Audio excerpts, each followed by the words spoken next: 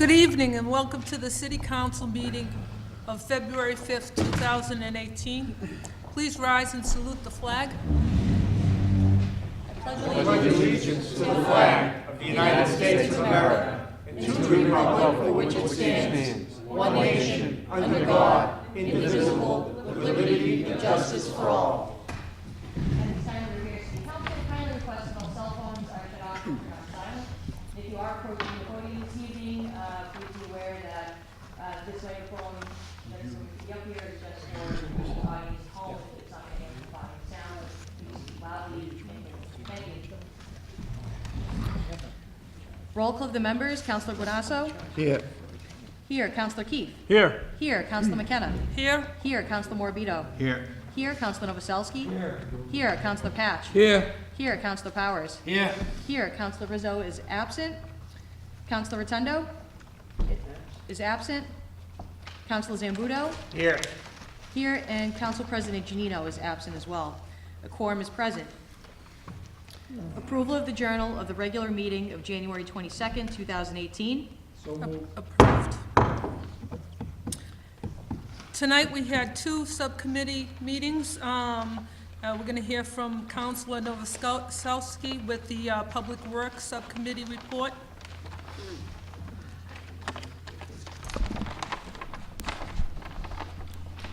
Thank you, Madam Vice President.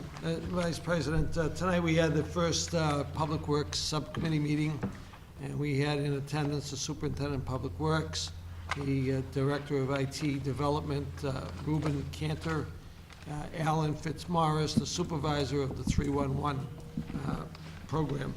And we discussed tonight about past snow removal projects, snowstorms, and the snow removal and the pros and cons and what happened. We talked about the 311 system. We talked about new equipment that has come in, and a new piece that is due to come in this week. The new Packer that they have problems with, and they finally solved the payment and also the repairs. So those will be coming in this week. That machine will be coming in this week. And finally, what else did we talk about? There were 4 items that we talked about. And the signs, and also the 311 program. And hopefully, Councilor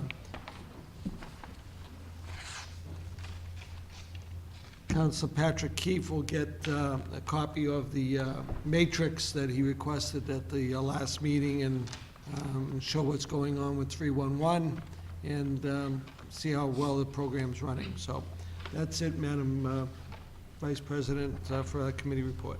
Thank you, Councilor. Before we start with Councilor Rotundo's zoning subcommittee, I'd like just to take this opportunity to say that I'm filling in for President Jessica Janino, who's fighting the flu. So feel better, Jessica. Thank you. Councilor Rotundo, is he here? Stepped out for a minute. Okay. All right. Should we continue? You can hold that, the zoning subcommittee report. Okay. Until he comes back? Okay. Onto communications, calendar item number 5, communication from the Parks and Recreation Director requesting approval of a conflict of interest form for John Leone, Sports and Fitness Coordinator, and he also serves as the junior varsity basketball coach. Thank you. Is John Leone here tonight? No? Okay. Madam Vice President? Yes? Councilor Keefe? Thank you, Madam Vice President. I had an opportunity to speak to the Department of Recreation Director, Mike Hinojosa, as well as Mr. John Leone, who also works in the Recreation Department. I know that Coach Leone has a game this evening at the Okay. high school. He has been currently serving as the junior varsity coach for the high school basketball team since last season. And just recently this year, he took on employment at the Recreation Department. I know that this isn't something that we do often, but we have set precedents before where there have been teachers and/or school nurses that have taken on roles as coaches. If everyone out there doesn't know, the coaching positions pay approximately $4,000 a year for the amount of time that they put in. I think that these types of exceptions are really simple for us to understand and approve. The time that they spend, sometimes practicing 5 nights a week with a few games, it turns into literally dollars an hour for the amount of time that they put in. So I'd be a strong advocate for Coach Leone and knowing what he's done with the kids, and I think that we should be able to move forward and approve this tonight. Thank you, Councilor Keefe. Councilor Zambudo? Thank you, Madam President. I also spoke with the Director of Parks and Recreation, and I'm not one that normally likes these kind of splits, but in these instances, this is when it's appropriate, not when it's for somebody else's salary or whatever, but these are certainly appropriate. I'm going to certainly support this, and I think we should vote this out this evening.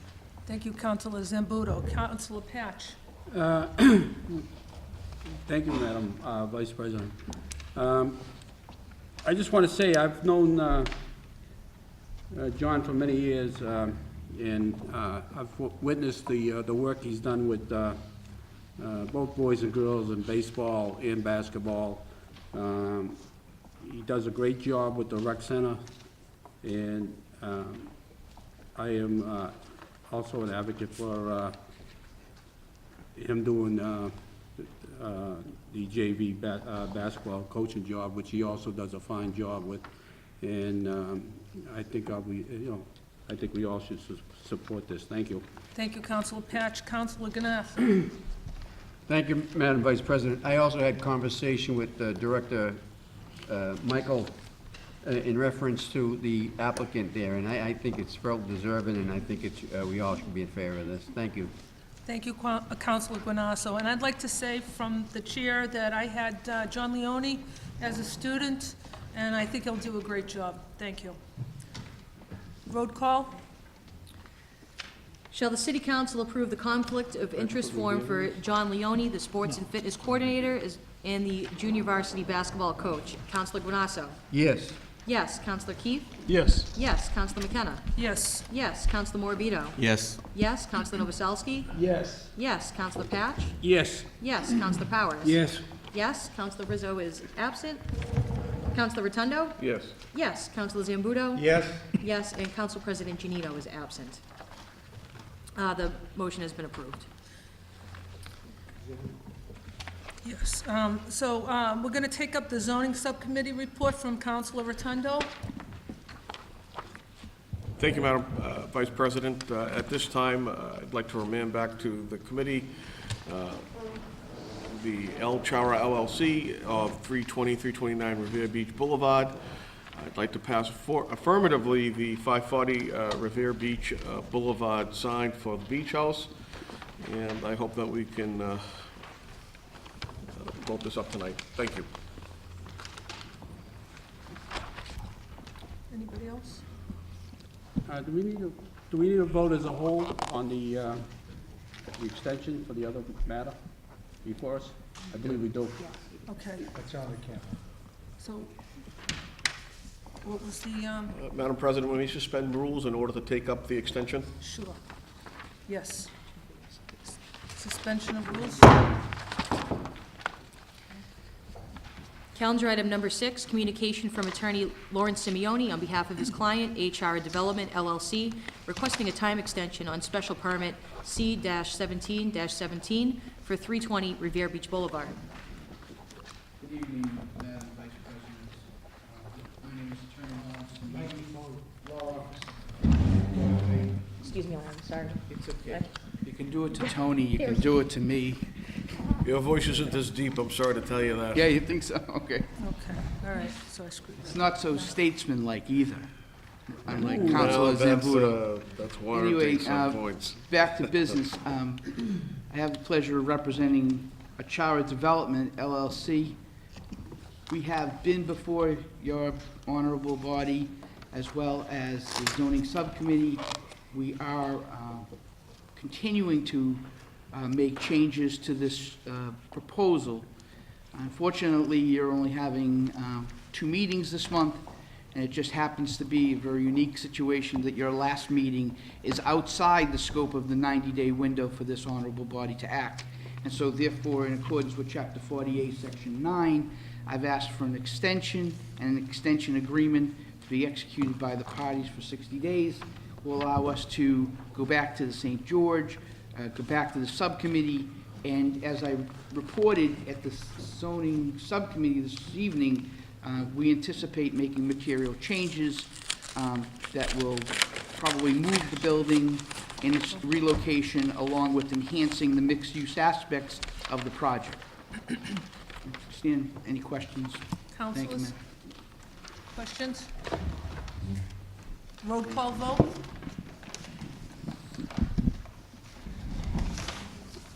In accordance with the provision of Massachusetts General Laws, Chapter 40A, Section 9, shall the City Council approve an agreement between HR Development LLC and the City Council for a time extension to take action on Special Permit C-17-17 for 320-329 Revere Beach Boulevard for a period of 60 days from February 25th, 2018. Counselor Guanasso? Yes. Yes. Counselor Keefe? Yes. Yes. Counselor McKenna? Yes. Yes. Counselor Morabito? Yes. Yes. Counselor Novoselsky? Yes. Yes. Counselor Patch? Yes. Yes. Counselor Powers? No. No. Counselor Rizzo is absent.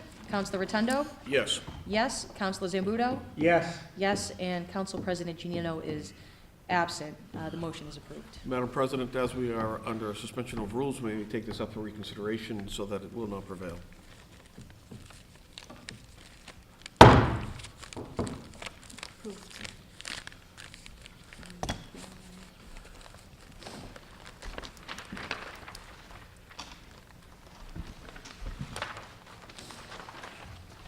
Now we're on to the special permit for 540 Revere Beach Boulevard.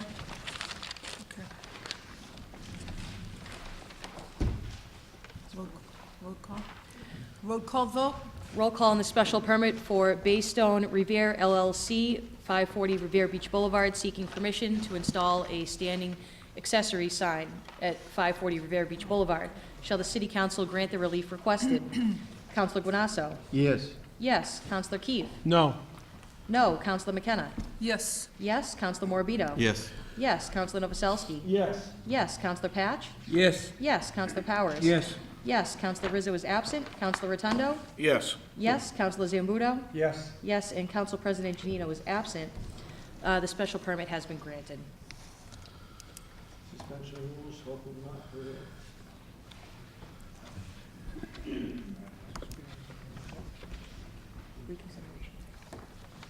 Reconsideration?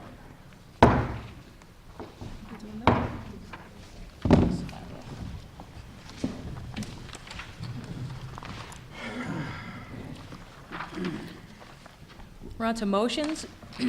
Calendar item number 7, motion presented by Councilor Morabito that the City Council accept the provisions of Massachusetts General Laws, Chapter 64N, Section 3, as amended by Chapter 55 of the Acts of 2017. The acceptance of this provision imposes a 3% local tax option on marijuana sales. The revenue generated from the local tax option shall be used to fund education on substance abuse and to help with addiction recovery. Further, that in accordance with Condition 10 of Special Permit C-15-12, this is a permit for the operation of a medical marijuana treatment center on Lot A at 44 Railroad Street, that when the applicant enters into a host community agreement with the City of Revere, the host community agreement shall include a community impact fee of 3% of gross sales per year for 5 years. Councilors? Thank you. Can I speak? Councilor Morabito? I'm Thank you, sorry. Madam Vice President. Just want to give you a history about why I presented this motion. Obviously, we know a marijuana facility will be coming on Railroad Ave. I was originally thinking of a way we can give back on the education of substance abuse and addiction recovery, because that was everyone's concern in the community. How is this okay? This is a gateway drug. So I feel I originally wanted to take that 3% sales tax that we were allowed to receive and put that revenue that the city gained toward the education of substance abuse and addiction recovery. But in doing this, I discovered that in order for us to do so, we have to adopt this law. And when reading about the law, I realized that it allows us to also extract an additional 3% in host community agreements for a maximum of 5 years. So I think as a city, we should take advantage of this and adopt this law, because it really sweetens the deal for our city and provides education. Thank you, Councilor Morabito. Any other councilors? Councilor Rotundo. Thank you. I think this is a great motion. My only concern is, as we obtain this revenue, is, as you state, put it in for education. The question then comes, who do we utilize in order to provide that education? And my concern is with some of the NGOs within the community that have a dual facet approach to this process, and quite frankly, some of them don't have outcomes that are notable. And so if we're going to have education, I want something that is tangible. I don't want to have education that is just for the purposes of a grant. And I've seen that, unfortunately, in the city, and I'm not impressed by it. So with that said, I have great admiration to put it in for education. I just want to make sure that we give it to the proper group that will actually show me outcomes and give me results. And therefore, I'd like to put in committee and kind of talk about it a little bit further. There are some groups that actually have outcomes and have benchmarks and have proven results. And I'd like to put them forward as part of this process. Otherwise, we're putting it into education, and that could be used for a plethora of different things. And it basically can be for one NGO versus another. And I want it to be merit-based. So I'm for this. I think it's a great motion, and I support it 100%. Point of information. So just to clarify, so this would go in a marginal fund, which basically the only intent would be for the education of substance abuse and addiction recovery. So we have a SUDI office that we could distribute funds. We could also give it to, we could help North Shore Suffolk Health. So I'll give you an example. Presently, thank you. Presently, there are groups that have not been able to show me particular outcomes, where you have people that have been sober for 18 months, have re-entered the workforce within a 2-year process, that have had no further interventions within the criminal courts, or for that matter, any interventions as far as being seen in an emergency room for an overdose. I've read pretty much the material that many of these NGOs have here. No one's been able to show me those outcomes. I asked for it. Unfortunately, I was sick that night. Matter of fact, I was in the hospital myself. But I did read the material that they presented. The material that was presented did not provide me those benchmarks, those outcomes, those things that I've asked for. I deal particularly with an emergency room where people have the highest amount of overdoses within the state. So with that said, I don't want the money being splashed on people who are just going to give me, you know, a service of education versus an outcome of education. Okay, but you do understand that it would be specifically in our marginal fund, and we would only be able to... I understand that. My point is, who I gets just wanted to clarify that. And also, if we pass this law, we're entitled to 3%. So whether you want to put it toward fixing roads or wherever the mayor seems fit to put that 3% in the line item, he can put it in whatever line item of the budget, but I'm saying let's appropriate it, marginal fund, just for education on substance abuse and addiction recovery. I'm with you on that. Okay, thank you, councilors. Councilor Zambudo. Thank you, Madam Vice President. I certainly support the motion and concept and accepting the state law. I'm sure you're going to send this to my subcommittee, Legislative Affairs, and we can discuss the details. And I somewhat agree with merit-based funding. We can dictate where that money goes to, and I would certainly want to see it not in any general fund, but specifically into what we're targeting here. So, but we can work all that out in committee before we go forward with this. But I do appreciate the motion. It's a good motion, and I support it. Thank you. Thank you, Counselor. Counselor Novoselsky. Thank you, Madam Vice President. Madam Vice President, this is a great motion. I commend Council Morabito for bringing this up. But I just want to bring the attention to all our members that we can still accept this and then still put it in committee to decide where we want the mayor to put it in the budget. So I have no problem accepting this tonight and then putting it into the legislative committee and deciding where we're going, because we're not telling them where to put it. I We're would just ra- accepting it. I would rather have it in committee and discuss things like how it affects the host community agreement and stuff like that. I don't want to jump the gun here. There's no urgency to do this tonight. We can put it in committee, we can work out the details. I don't see it as a big deal. Point of information, so it would not affect the host community agreement. It would actually be in addition to. That's right, it's above and beyond, I Tony. understand, no, I know that part of it. But I You have both appreciate, pieces in the motion. no, I completely understand, Okay, so and let's just- I value both your opinions, Thank and I think we need some transparency, some discussion, so I don't mind putting it in. Yeah, and I'd subcommittee. certainly like to talk about more Absolutely. about these merit-based programs. I'm fairly familiar with this because I've been on the Catholic Board of Directors for 18 years. So we deal with this stuff. You know, I just think everyone on this council would like further discussion. I think Great. everyone can agree Great. that So we we're all want to in see agreement. that those funds go back into the community for So education. this would be going to legislation affairs. Am I right? Thank you. All right. Calendar item number 8, motion presented by Councilors Morabito and Keith that the City Council order the following proposed ordinance to a public hearing. This is an ordinance prohibiting disposable plastic bags. Councilor Morabito? Thank you, Madam Vice President. Ashley, can I just have you change the description of that motion, strike disposable plastic bags and write the distribution of plastic shopping bags?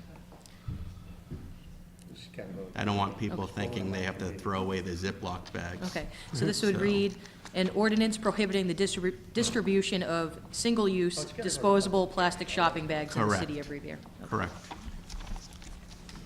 So, although plastic bags seem convenient, people take them home within like 12 minutes. What do they do? They put them in a bag, they store them. They don't even use them that long.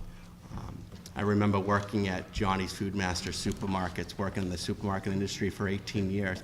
I remember people would come in, grab a pack of gum, some candy. Yeah, I'll have a bag. They would put 3 little small-sized items in a bag. What would they do? They'd go outside, put it in their pocket, throw the bag, and the bag would go flying in the wind. I think plastic bags in general, plastic shopping bags, are just, they have an environmental negative impact globally. And obviously, it has to start somewhere. And I think cities are already taking the initiative of moving forward and putting plastic bans. It's a start. Plastic bag bans. Just in the production of creating plastic, producing plastic shopping bags, it requires vast amounts of fossil fuel, fresh water.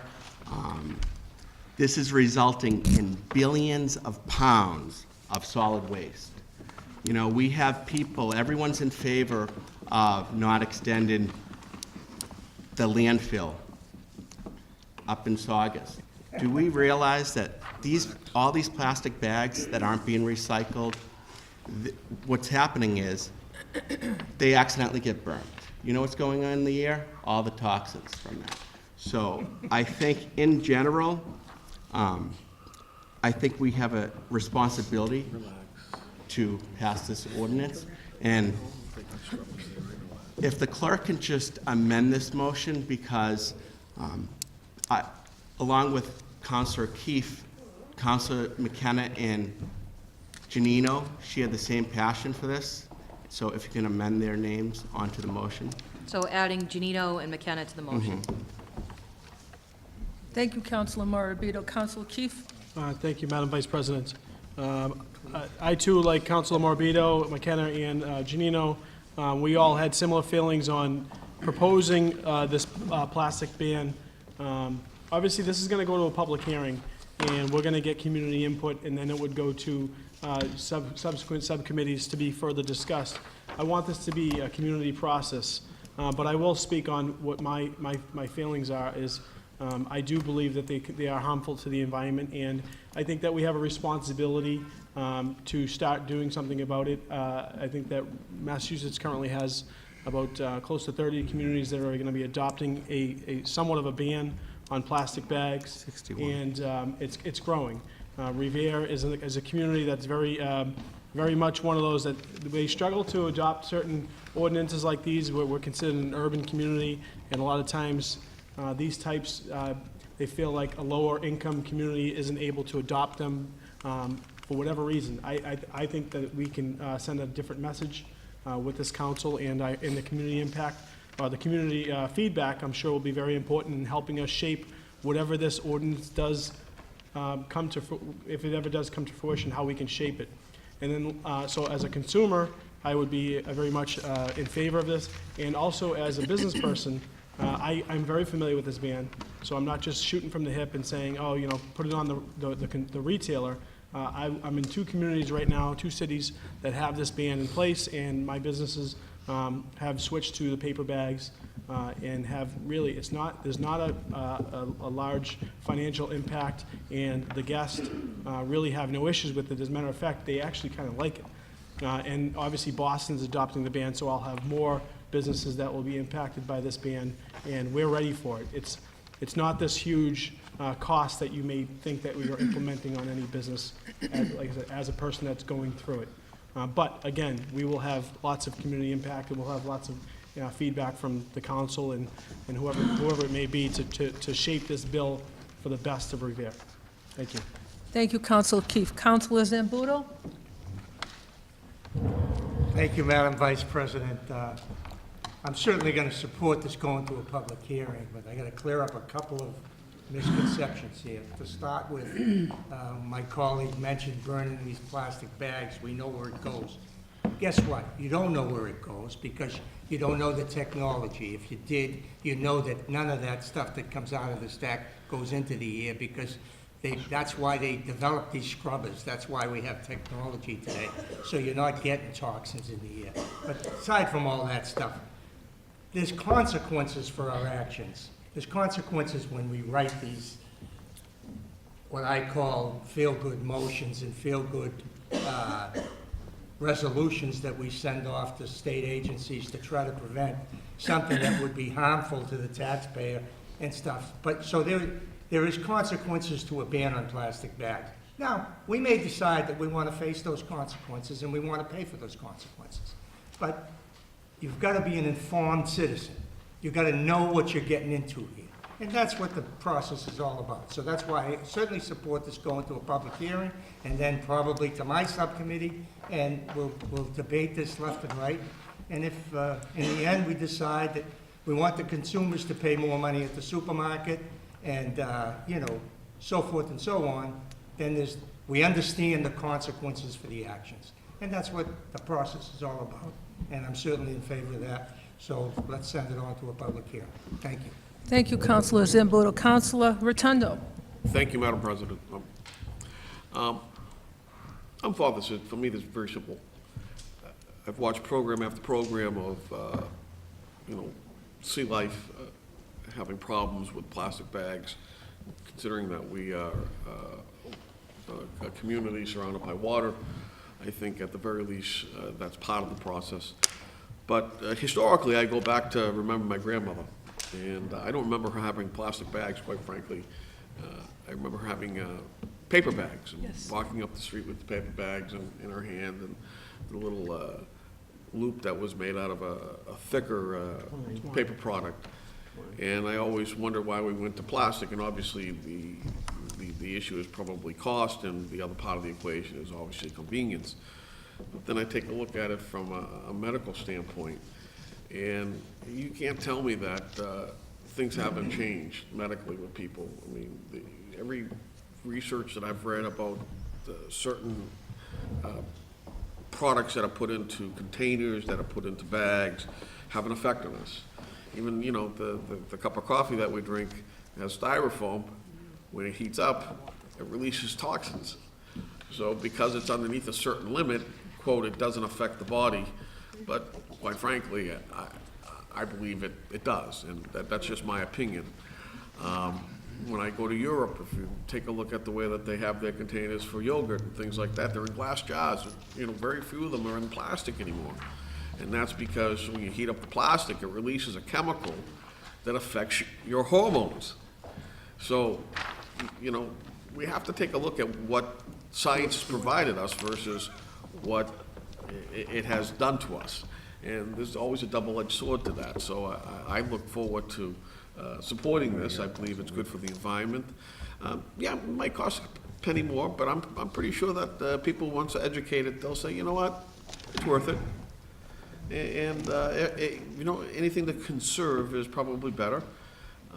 Some people don't even use plastic bags, or for that matter, paper bags. They go and buy their nice little, you know, bag that they, you know, got a dog face on and put their, you know, their biscuits and what have you, and they walk home with it, you know. Everybody's got their choice, and for me, I'm with this. Thank you. Thank you, Councilor Rotundo. Any other councilors like to speak? I just wanted to bring up touch on upon what Councilor Zambuda said about the more cost to the consumer. I know most retailers, that cost that they purchase the bags, plastic bags with, is already included in the cost of the product. They factor that in. And for example, if you have one item, say if you have a package of ink or say a 20-ounce bottle, a 16-ounce bottle, a 20-ounce bottle of soda. Cashier says, do you want a bag for that? Most people are like, yeah, it's plastic. They throw it in their plastic bag and carry it around. They look at a paper bag that's about, say, 2 feet high. They say, no, that's okay, I'll just put it in my pocket. I'll just carry it. So businesses are actually reducing their costs because less paper bags would go out. Sure, I know the cost. The difference in price is about 3 cents per bag. But you'd be amazed how many people will get a plastic bag for a minuscule item. So I just want to put that in. But I'm looking forward to discussing this in committee, but I'm in favor. I obviously want to vote on a public hearing tonight. Yeah, that's fine. Yeah. Thank you, Councilor Morabito. I'd like to say something from the chair. I have some statistics, and I do have some photographs. I don't know if they can come up on the screen. But I'd like to say that over 1 trillion plastic bags are used every year worldwide, considering China, a country of 1.3 billion, which consume 3 billion plastic bags daily. About 1 million plastic bags are used every minute. A single plastic bag can take up to 1,000 years to degrade. More than 3.5 million tons of plastic bags, sacks, and wraps were discarded in 2008. The U.S. goes through 100 billion single-use plastic bags. This costs retailers about $4 billion a year. Plastic bags are the second most common type of ocean refuse after cigarette butts. Plastic bags remain toxic even after they break down. Every square mile of ocean has about 46,000 pieces of plastic floating in it today. I know this might hurt the mom and pop stores. You know, I know, you know, it might cost them a little bit more, but it is very important for us, for our children and their children, to come up with some sort of criteria to ban plastic bags. 61 cities in Massachusetts have already banned plastic bags. We'd be the 62nd city. So I would say to my councilors, this is a very important for the environment, and I would really suggest that you support this. Thank you. Excuse me, Madam Vice President, can I say one more thing? Sure. Just want to say, just to touch upon what you said about it being a financial burden on small businesses. In this ordinance, it will also allow small businesses to file for an extension, so which will extend it. They won't have to comply for an additional 6 months. On top of that, keep in mind they have the options of getting the heavy-duty plastic, which is made out of a different grade, which is considered reusable, and they can charge for them 10 cents. Also, in terms of supplies, this extension should give them sufficient time to run out of their supply so they're not sitting on any plastic bags. Because we understand that businesses might buy in bulk because they get a lower price, but this extension will allow them to run out of their supply as well. Thank you, Councilor Morabito. So this is ordered to a public hearing on legislature affairs on February 26th. Excuse me, Madam President, does anyone in the audience want to speak? Oh, I didn't even ask them. Would anybody like to speak? Sure. What's your name and address for the record, please? Thank you. I'm sure you guys can all hear me anyway, but I'll use the mic. My name's Chris Peronunzi. I'm a long-term resident and homeowner in Revere. I've been working on the proposed bag ban in the city of Revere. I'm an active member of the Revere Beautification Committee. I'm on the RCC. I'm on the Cleanliness Committee as part of that. And one of the key things that people complain about in terms of the city of Revere is the litter. We do cleanups, we do this, we do that, and we're at the point where all these other 61 cities and towns in the state of Massachusetts have already passed such a ban. And it's great for the environment, it's great for the reduction of use of fossil fuels, it's great for all the things that Councilor Rotundo said in terms of the long-term effects of use of plastics.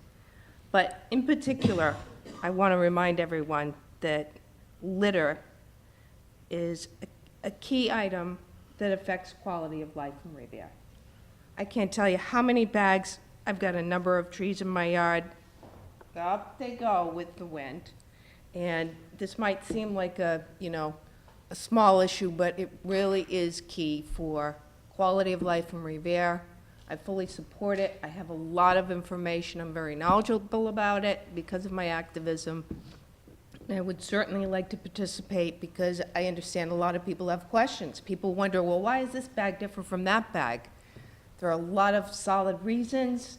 As you may know, you can't even put the single-use bags into your recyclables because it screws up the recycling process because that plastic does not meet the standards of the number 2 plastics and number 4, all the other plastics that you can just put in your recycle bin.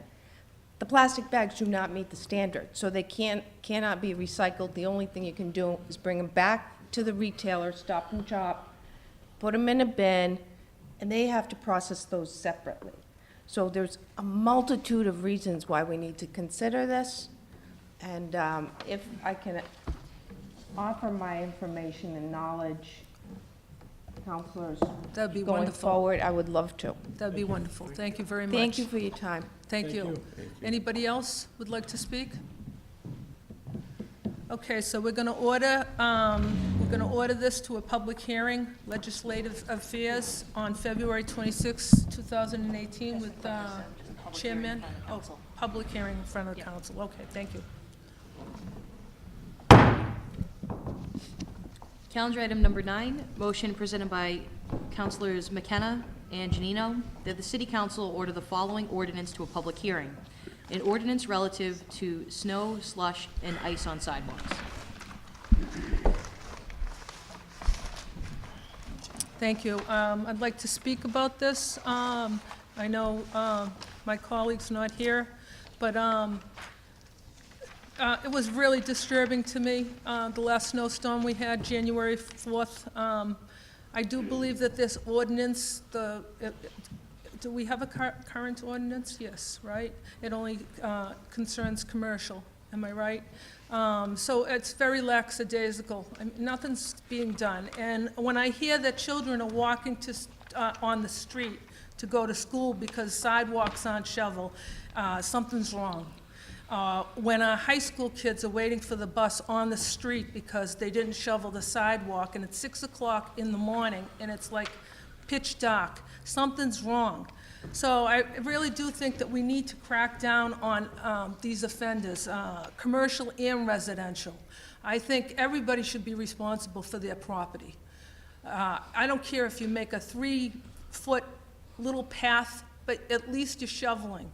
And I just think that we need to heavily fine these people that aren't shoveling, especially the routes that are going to schools. Because, you know, we don't want a tragedy waiting to happen. So that's why we changed this ordinance. Councilors? Councilor Rotundo, I'm sorry. Thank you. I can't tell you the amount of text messages I got from my daughter Gabriella during the snowstorms, and my daughter Amanda. Dad, can you believe this?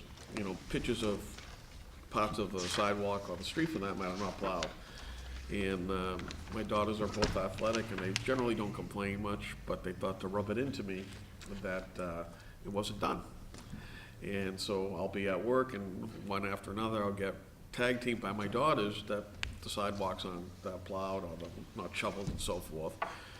And I'll pass it up, obviously, to the DPW, and obviously it gets done, sometimes it doesn't. But I think we need to have enforcement, and one of the things I'd like to see, if at all possible, is if during these snowstorms, if we have an issue with the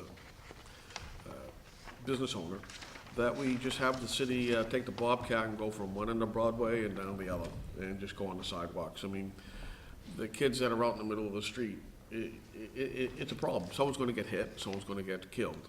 And maybe the simple solution is at this point asking the DPW, through the DPW subcommittee, to have them designate a Bobcat on both sides of Broadway and just go up and down the street when it's convenient, prior to school. But something has to be done above and beyond the enforcement, because we can enforce it, but at the same time, it's not going to solve the problem. So we fix the problem and we do the enforcement at the same time. Thank you. Thank you, Councilor Rotundo. Councilor Zambudo? Thank you, Madam Vice President. I certainly support this going to a public hearing, but here again, when we get to the committee part of this, we'll find out that what do we do about our seniors? I mean, you know, there's consequences for your actions. We do have the snow angels from the ROTC, but there's a waiting list of hundreds to be on that. So when you do something like this, you've got to be mindful of who we're going to hurt with this. The person, listen, the able-bodied people, I want to go after them. I want them to clean the sidewalk. But I don't want to be finding my seniors that can barely get by financially, but also physically. Point of information. So there's consequences for everything we do up here. These things have to be taken into consideration. So there is an I'm certainly in favor of doing this in a targeted way. Thank you. Thank you. If you read the ordinance, the new ordinance, there is an exemption for senior citizens. So that's already taken care of. Great. Any other councilors? Councilor Morabito?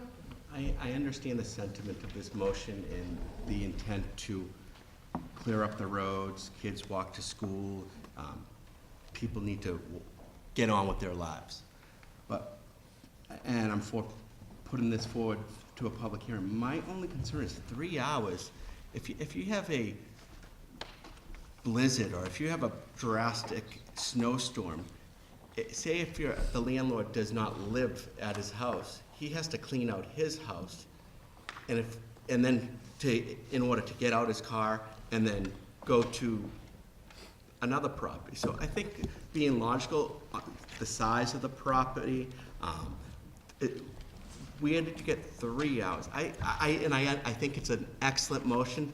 My only bicker about this whole motion would be the time frame, 3 hours. And I'd like to So- discuss that further. So, Counselor, to your point, we can change it to 24 hours. I mean, it's flexible, it's going into a public hearing, Yeah, so we can... absolutely. But as I said, I'm for a public hearing. That's the only gripe I have with it, the amount of hours.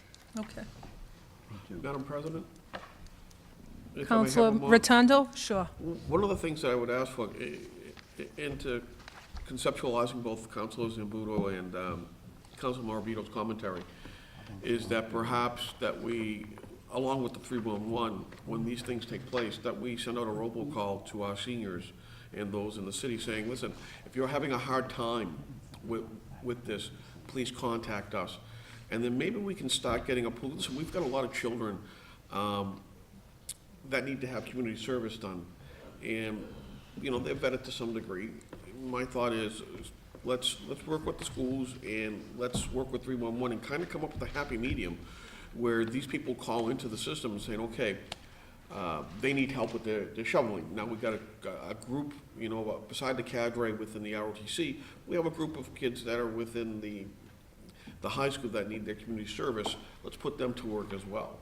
You know, I mean, I can't see how we have a limited pool of children and a limited need of our seniors. Why can't we just, you know, work together to get that accomplished? I mean, this is a perfect interface that we can make happen. Thank you, Counselor Rotundo. Any other counselors wishing to speak? So this is ordered to a public hearing on February 26, 2018. What committees are going I don't know. Public hearing. Public Works? It's a public hearing. Public Works. No, it's not a public hearing. Public Works. Public Works. So, Public hearing It's first, going to right? the public hearing We can first. decide later. Okay. where it goes. so it's going into a public hearing. Calendar item number 10, motion presented by Councilor Novoselsky that the mayor provide an accounting of the list of sidewalk repairs approved by the city council last year in the amount of $200,000. The accounting shall include the complete list of locations of potential sidewalks to be repaired, the locations of sidewalks repaired, and the amount of money spent as of this date, February 1st, 2018. Counselor Novoselsky? Thank you, Madam Vice President. Madam Vice President, I put this in based on what's been going on with our sidewalk repairs. Last year, we appropriated $200,000 for, to clean up a lot of the requests that we, as city councilors, put in from around the city. And I would think, you know, a lot of them were basically 6 wards. And I would think that each ward would get an equal amount of money to do sidewalks. Well, I've only had 3 sidewalks done since this was done. And there were maybe 4 or 5 others that were marked and not done. But even 7 squares that were requested is not a third of approximately $60,000. And I have a problem with that. And I've put my, my issue to the mayor's staff, and I just wanted to put it in writing to let my folks know that, you know, I've been trying to do your sidewalks, but they just didn't do them. Now, hopefully, I can get this list, and we know that everybody's gonna get their equal share. And that's what I'm looking for. So, thank you very much. Any other counselors? Thank you. Any other counselors? Counselor Rotundo? I totally agree with Ira on this, and that tells you something. Me and Ira don't normally agree on much, but this is one of the things that we agree on. I got friends on Tapley Avenue as well as in other parts of the city, and, you know, looking at those streets, they didn't seem to meet the need that is required up in Ira's neighborhood. So I think we need to have an accounting of these sidewalks and see if maybe one is being put before the other. And maybe there's a reason for it, maybe there isn't, but at least we should get some answers. Thank you. Any other counselors? I think this is great motion, and I would like to see it in my ward, too. So all in favor, all opposed, so ordered? Calendar item number 11, motion presented by Councilor Novoselsky, that the mayor include in the FY19 funding the installation of handicap crosswalk ramps on Elliott Road at the intersections of Porter Ave, Garfield Ave, Curtis Road, and Clark Road. There are many elderly and handicapped residents on Elliott Road and homes and at the Revere Housing Authority facility that have difficulty crossing at the intersections. Councilor Novoselsky. Thank you, Madam Vice President. Madam Vice President, again, based on what I've seen in my neighborhoods, especially around the Garfield School and around the Revere Housing Authority facility on Garfield Ave and Elliott Road, I see it as an issue. We just made one-way streets on Standish Road, Elliott Road. A lot of the people that live in the neighborhood have to walk on the street because cars are parked on the sidewalks. And trying to worry about cars going in two directions, we made it one way. But we still want to be able to have them get off the sidewalks as much as possible where they can, and use these handicap ramps going from the sidewalk onto the roadway so they can cross the street appropriately and safely. So I would hope that we can do this and find the money and get this done as soon as possible. Thank you. Thank you, Councilor Novoselsky. I'd just like to say that putting cars on the sidewalks, they crack, the sidewalks get ruined because you have a ton of weight on the sidewalk. So that's another great reason why we shouldn't be parking on sidewalks. So.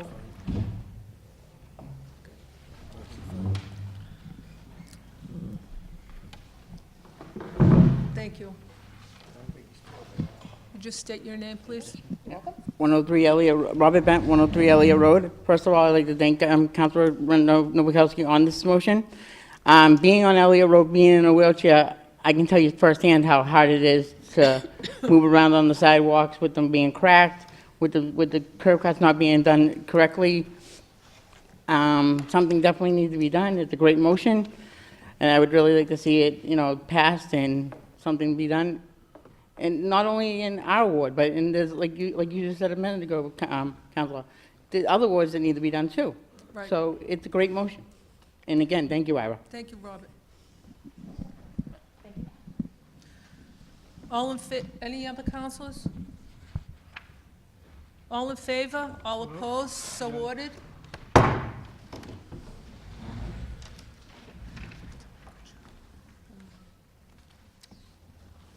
Council Vice President McKenna, the next two motions are submitted by Councilor Rizzo, and he's absent today. Yes, so Councilor Rizzo would like to hold all of tonight's motions except for the emergency one, so he can speak on the motions next week, February, in 2 weeks, I'm sorry. Madam President? Yes. In the interim, respecting Councilor Rizzo's request, and obviously, hopefully you can forward this, but I am highly interested in getting some validated information from the Elections Office right now regarding the age and compliance of, if we can get One Beach Street's a full printout of the census for that particular property and have that disseminated to the council. I'm highly concerned about the way that they went about this. Remembering how hundreds of Revere residents who met the requirement, then for it only to be expanded into people outside of the city of Revere, into the several hundred realm, and then for that matter, it to then negate the people based upon certain criteria that was placed thereafter. I'm just going based upon the time that they came before the council in which they spoke, and quite frankly, I was pretty disturbed by it. And my comments and thereof are reflective of what took place at that meeting. So if we could get that information, I'd like it. I'd also like to know if they're in compliance within the edict of the law. They're supposed to have certain economic criteria that they're supposed to meet. And I'd like to see if they're doing that. I have asked that in prior motions, So if we could, at the very least, get something from the city elections office, or Diane Colella, as far as the census, that would be great, and we could find out if they're in compliance accordingly, instead of just coming into the board with no information. Thank you, Councilor Rotundo. Councilor Keefe? Madam Vice President, so with Councilor Rotundo's request, would it behoove us just to take up motion 13, Cal 18041? And it sounds like he's going to be able to speak on it without Councilor Rizzo here, and I think it would probably move things along more quickly. Correct? Council, to your answer, he emailed and asked that we would hold his motions for when he could speak on them himself. So I would like to respect his request and wait, but we could put, I'm just asking for information. we could do a separate oral motion Yeah. for your... You know what, I'll just ask, strike that, I'll go and speak to the clerk myself. You're also on this motion. Right, but I'm gonna respect and wait for him to be here. I agree. I have a lot to say on this motion, but I'm not gonna say it tonight. Okay, Trust me. okay, so, all in favor? Oh, no, I'm sorry. There's not, We'll table it, sorry, Tabling. sorry. It's my inexperience. doing great. So Council Vice President McKenna, calendar items number 12 and 13 are being held over. So we're moving on to calendar item number 14. Motion presented by Councilor Powers that the mayor request the owners or their representatives of Wonderland to come before the city council to discuss the following. 1, why has the demolition of Wonderland Park ceased? 2, with regards to several piles of rubble in the parking lot, is there any contaminated material? 3, when will the broken glass in the grandstand and clubhouse be removed, which constitutes a danger to the public? And 4, when will the demolition be completed? Councilor Powers. Thank you, Madam President. I go by there every day, as most people in the area do. And to see those pieces of broken glass, plate glass as it is, which is very heavy, sitting there unsecured or secured only by some trim around the edges of them. And then you hear on the news at night, well, there's going to be a 60, 70 mile an hour wind. And I wonder how sturdy they are. I wonder if it would be possible for a piece of that glass to blow out onto VFW Parkway, maybe hit a car or hit somebody coming out of the 99 restaurant. I wonder why the demolition is stopped down there. Now, I heard something just this evening. And what I heard was that they found contaminated material in there, and the DEP has fined them $400,000. Now, that seems like a lot of money, and I don't know if it's true. But there has to be, some substance to it. And if that is in fact the case, they have 3 or 4 piles of rubble sitting in the parking lot that once the March winds start coming, that stuff could be blowing all over the neighborhood and all over the area down there. Obviously, it's true, because you would think at this point here, they would have removed it from there, knowing that the council isn't really that happy with them. So I would say that it's probably there because they can't remove it. They have an order from the DEP. And if that is in fact the case, cover it. Get some tops and cover that over so it doesn't blow around.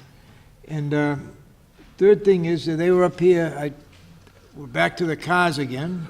They were up here before the ZBA last week, and they were looking for a third continuance to park cars there, continuance that they filed against the building inspector's order to take those cars out of there. And now they're appealing it to Superior Court, which I knew they would. But it's been 2 or 3 continuances before it's getting to Superior Court. That's the problem. Now, the people that live down there in that area, myself included, have a right to feel that they're protected down there environmentally, and that would include noise from those horns blowing at night, people coming in and out of there, dropping cars off.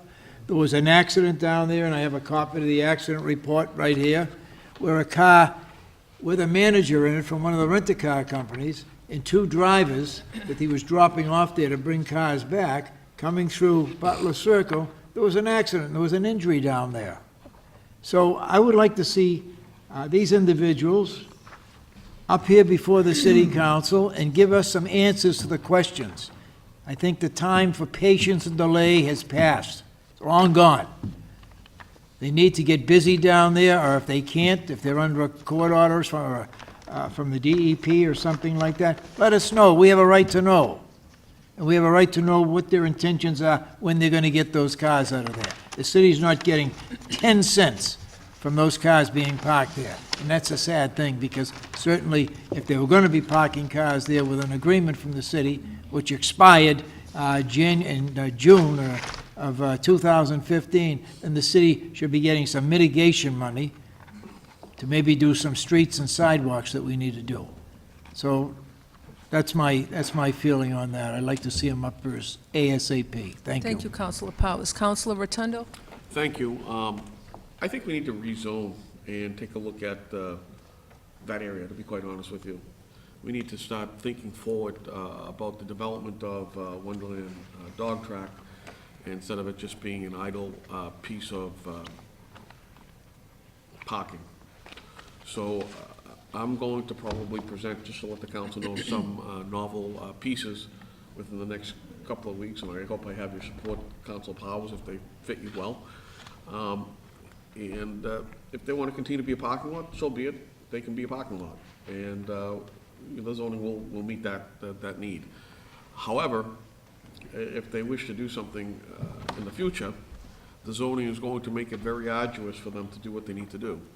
So I'm hoping that someone's listening, whether it be the mayor's office or somebody else, but at the end of the day, we control the zoning up here. We control what they do up here.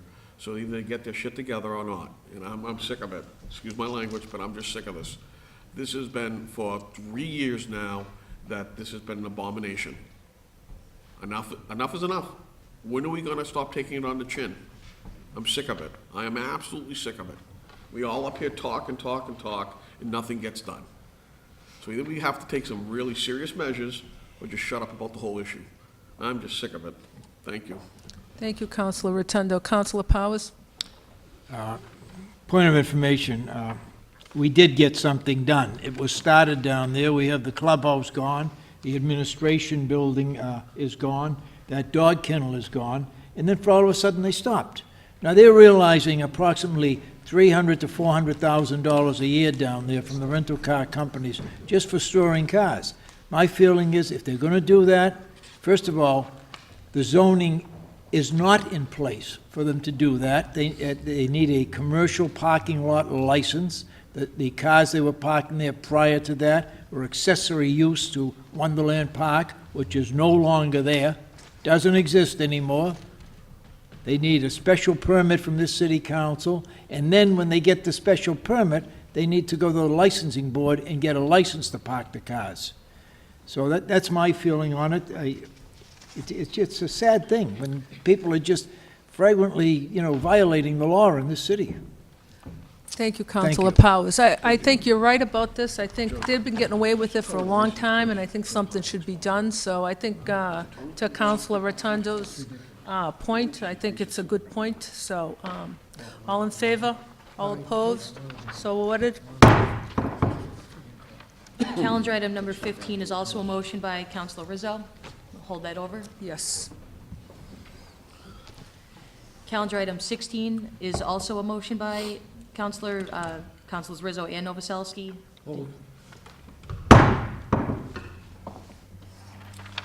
Calendar item number 17, motion presented by Councilor Rotundo that the proposed zoning amendment for the Suffolk Downs Overlay District include a condition for a 15% inclusionary zoning for affordable housing. Councilor Rotundo? Thank you. They're talking about 3,000 units down at Suffolk Downs, and quite frankly, as this envelops to a bigger project and it's going to be phased out, I'd like to engage with the developer about thinking about inclusionary zoning, in particular, whether it be 55 and older, senior, or for that matter, affordable rental, affordable housing. I know on the Boston side, there's a compliance that they have to have. I can't see, as we build these types of projects for the city of Revere, one of the major issues that I deal with is people not being able to afford the rent. In fact, this goes back to One Beach Street and other places within the city of Revere. People are having a harder and harder time in order to basically live in the city that they were raised in. And if we can do something to help these people, that would be great. This is something that I think we should be able to talk with the developer about. Nothing's cast in stone here. And, I just look forward to a conversation. Councilor Keefe, thank you, Councilor Rotundo. Councilor Keefe? Thank you, Madam Vice President. I think Councilor Rotundo might be onto something here. I'm certain that there'd be good conversation to be had with the number of developments that are going to happen in Suffolk Downs. And if we're able to do something to assist the residents of Revere, certainly the ones, the seniors, veterans, and people of need, I think that would be something that we should definitely talk about. Thank you, Councilor Keefe. Any other councilors? Councilor Zambudo? Thank you, Madam Vice President. Again, here's the thing I need a lot more information about before I support something like this. We're working with this developer to end up with the, what we consider the perfect thing for Revere here. So I don't want to willy-nilly throw a wrench into what our relationship here. So I'm open for the discussion. But, through you, Madam President, to you, Tony, that's exactly what I'm looking to do with the developer. In particular, my angst is 55 and older, veterans housing, things of that nature. Yeah, that's certainly worth discussion. Yeah. I don't want to start, Putting the cart before the horse. well, and this is an important development, and it's an important developer. And we want the best out of this thing, and we don't want to take quick shots. If in the end, this fits into this beautiful development that I envision over there, and I'm only fantasizing at this point because nothing's etched in stone, but Well, the other thing is I there could agree be with your concept. credits and things of that Thank you. nature. Thank you, councilors. We're going to refer this to the zoning subcommittee.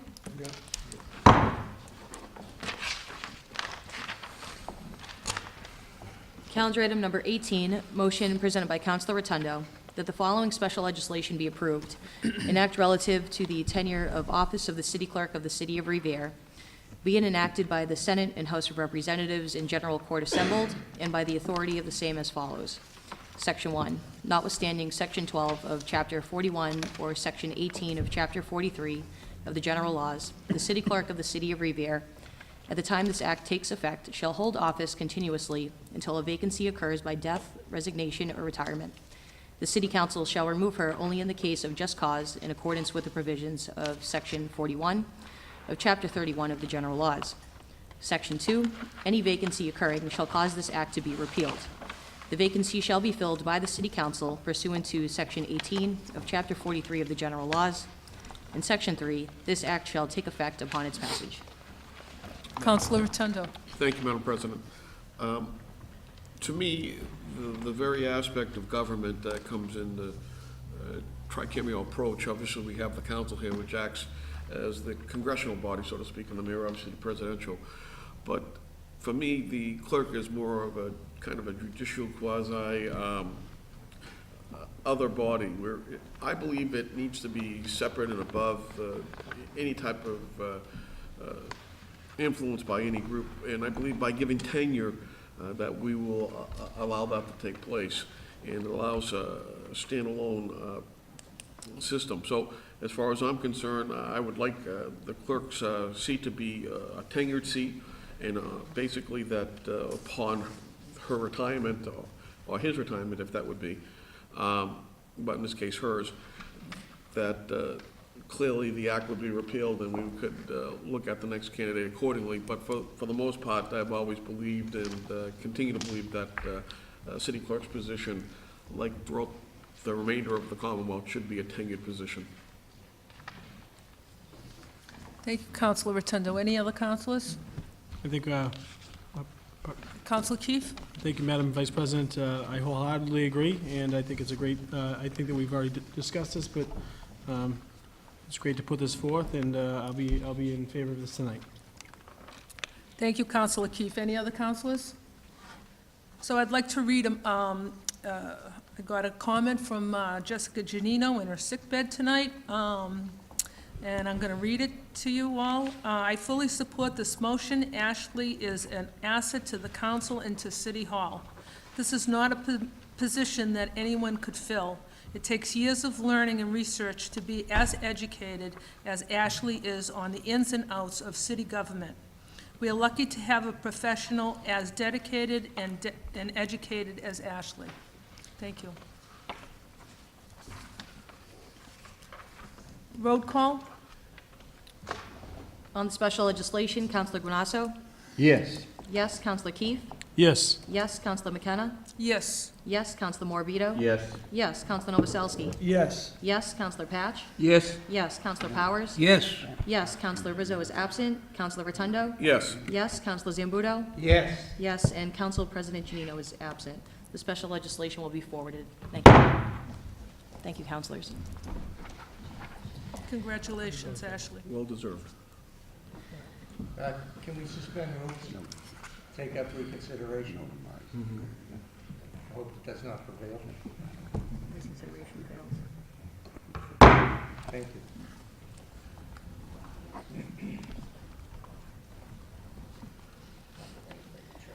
Calendar item number 19, motion presented by Councilor Rotundo that the City of Revere look into the feasibility of building a new Revere High School in the Coolidge Street projects while simultaneously building apartment-style housing for current and future residents. Councilor Rotundo? Just floating an idea. I know that they've been looking for a place to put the school, and just looking at our available land assets and looking how other communities have done this throughout the country. And I came across, I think it was in California, where they actually removed part of the public housing and put a high school or a school where that public housing was, and then raised another part of the land for people to actually live there. So we're very limited in space, and at the end of the day, I know what the cost of a new high school would be, and quite frankly, some of the housing down there on Coolidge Street and in that area, that some of it needs to be, redone at the very least, and they're very, very old.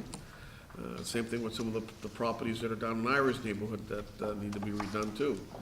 So perhaps there's some thought in that, and that's pretty much just forwarding the idea. Thank you, Councilor Rotundo. I don't know if anybody has seen the new housing projects going up in East Boston, Orient Heights, but what they've done is they've taken these very old housing projects, and they've made them into they look like townhouses. Yep. So I don't know if anybody has seen that, but it's in process, so if you want to go down and see them, they're beautiful. Councilor Guanasso. Madam Chairperson, I would respectfully submit that this should go to a subcommittee for further debate and concern and input, and my initial reaction is absolutely not, but I would suggest that conversation is needed on this and required. This is a very broad statement. I respect Councilor Rotundo's wishes to do something to get some sort of a new school in place, but I also suggest strongly that we know we're talking years and years away before we can afford a new high school. So I would ask that this go into a subcommittee, whatever one you choose. Thank you, Councilor Guanasso. Councilor Zambudo. Thank you, Madam Vice President. I agree with my colleague from Ward 3. Again, where's the money for the study? There's a lot of things to discuss, starting with the basic part of who's funding this thing. And again, it's an idea, but it appears to be a far-fetched idea. And the piece in East Boston is quite a bit more land than we're talking about here. It's a whole, anyhow, and they're not putting a high school there, by the way. They took down No, I know. those old brick buildings, and it looks nice what they're building, but I think we're talking, that's why I'm worried about who would even fund the study, because it seems so far-fetched to me to take that neighborhood and put a high school there. Forget the traffic impacts, but there's a whole, you know, what do you do with the people? And anyhow, I'm certainly willing to discuss this in committee, and whatever committee you decide to put it in, zoning or whatever. I'm all for discussion. Thank you, Councilor Zambudo. Councilor Morabito. Thank you, Madam Vice President. I echo the same thoughts of my colleagues about putting this in subcommittee.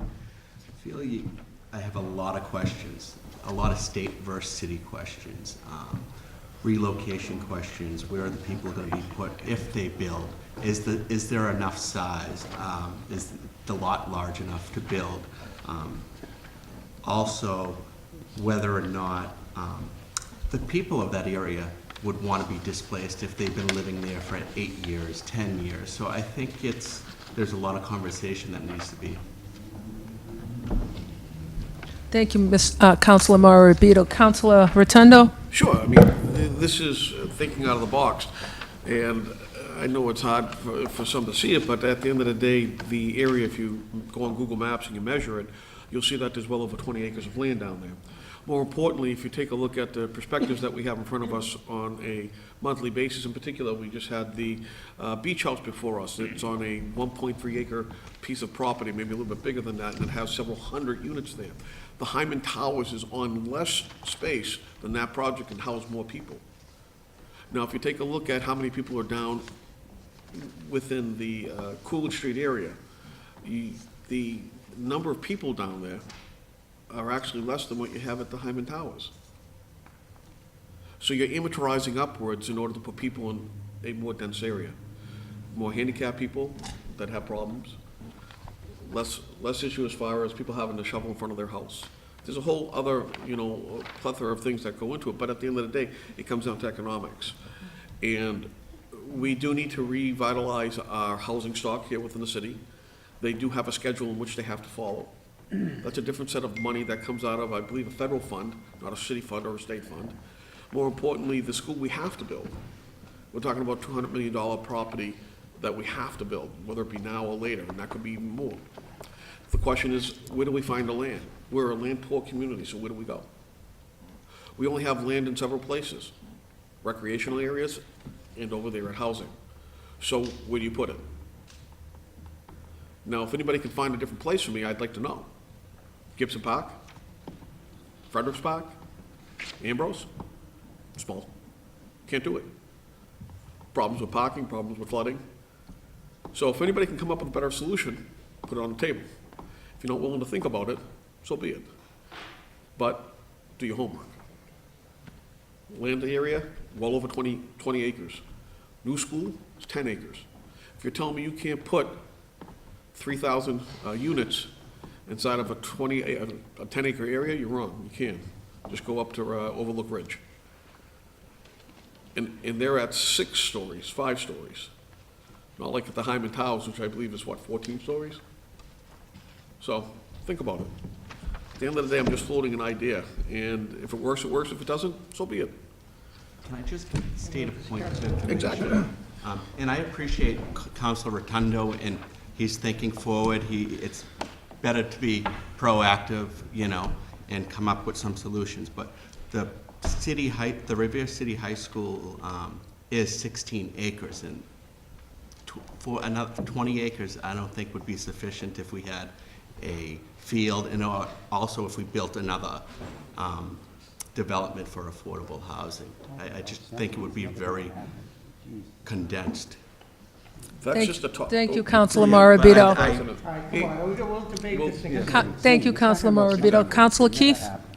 Thank you, Madam President. I'll make it brief. Once again, I appreciate Councilor Rotundo's ideas. I mean, I'm not going to criticize you, but I do feel they're a little lofty.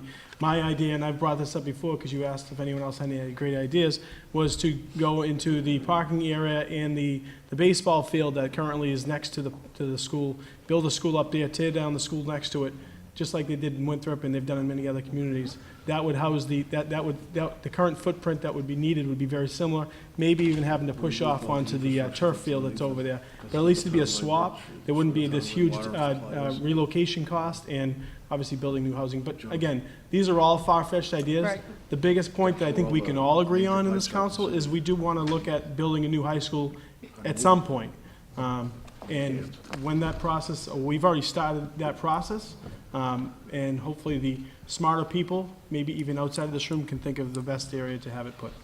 Thank you, Councilor Keefe. So this is going into Ways and Means Subcommittee. All in favor? All opposed? So ordered. Calendar item number 20, motion presented by Councilor Rotundo that the City of Revere conduct a community health assessment. The objective of this assessment is to determine the various types of illnesses our community faces. Additionally, that this health survey take into account citizens receiving home care and medical calls in the city over a one-year period. This survey should be broken down by adult and pediatric. Councilor Rotundo. Thank you, and obviously this would be voluntary, and it would be conducted by people that would, adhere to HIPAA accordingly. And quite frankly, I think it's needed. We should really have an understanding of the health of our community. And part of it is obviously the health regarding addiction. And that's one of the major issues that this community faces, and the more that we can understand that, the better we can help the people in our community. The other part of it is taking a look in Ward 5 and those areas in Ward 6 that are affected by, basically asthma or other issues. I honestly believe that our community has a greater amount of cancer and asthma than most communities, and being able to present this to the state might be able to allow us to get greater funding in certain areas. So at the very least, I'd like to look at this accordingly. Thank you, Councilor Rotundo. Any other councilors? Councilor Zambudo. Again, I think I took this up from my colleague, even though I disagree with it. Well, maybe I don't disagree with it. I want to know who's going to pay for the study. I mean, with all due respect, this is a simple survey. It can be done online. It can be done using paper. It's a pretty simple thing. And I'd like to work with, Carol Donovan. I mean, it's pretty simple. There's a mass health study that's coming out soon. Oh, the one page. And it will tell you. It will do nothing that's relevant to the city of Revere. It'll only give you the number of Exactly the area. Okay, thank you, councilors. Councilor Novoselsky. Thank you, Madam Vice President. Madam Vice President, it's a good idea, but not only does Councilor Rotundo want to work with Carol Donovan, our nurse, but do you expect her to write the questions, put it on the computer, and so allow, I don't know if she's capable of doing that. I don't know. And also, why can't we ask Mass General Revere or CHA to join hands and let them do it? So I think we ought to put this in the Public Safety Committee, talk about it and see which way we want to go. Yes. Through you, Madam President, I'm totally in agreement with you, Councilor Novoselsky. I've got no problem actually helping formulate the questions, basically off of other communities. I've done very similar. But I do agree. If we could get Mass General, for that matter, Cambridge Health Alliance, this is their community too, so clearly this would help us. It would also help with their community outreach efforts too. So I'm all for it, but I'm going to speak with Carol Donovan hereafter, but more importantly, to see if we can engage those people as well. And Madam Vice President, can we also add North Suffolk Mental Health Group North into it? Suffolk Mental Health, yes. So this is going into public safety? And through you, Madam President, that's where I think some of that 3% that our friend Steve Morabito had put forward could come into play. This is part of it. You gotta find out what the issue is and then utilize that money in order to target the needs. Thank you, Councilor. Can I just, I'm not sure, I know we can get some broad information if you go on the Health and Human Services page.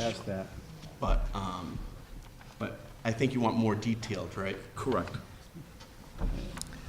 Very much what they did in Saugus, very much what they did in Winthrop. All in favor? All opposed? So ordered? that you were No? referring it to. Oh, I'm sorry, I'm Counselor. sorry. So it's going to public safety.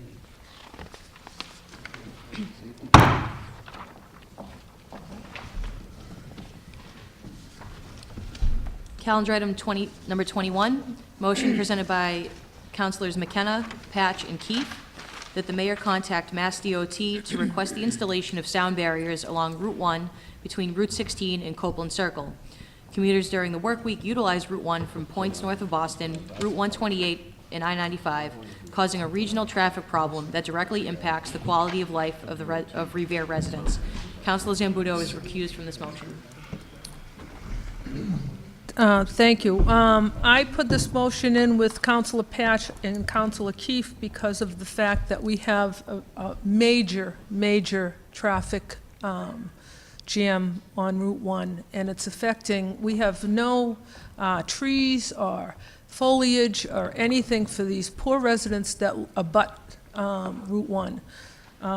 It's terrible. They're inundated with noise, exhaustion,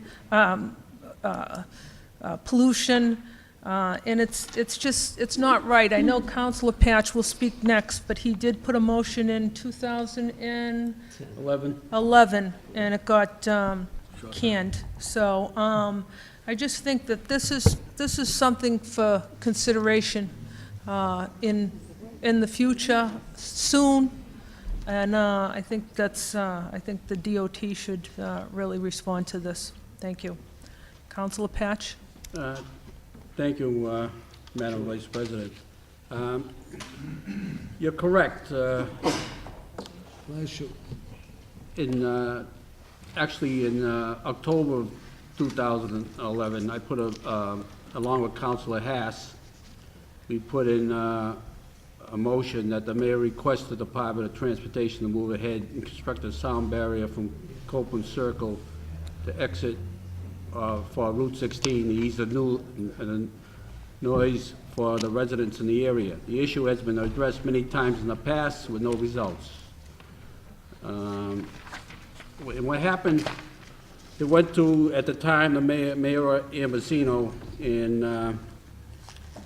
in November, he sent off a letter to the MassDOT, and he got a response.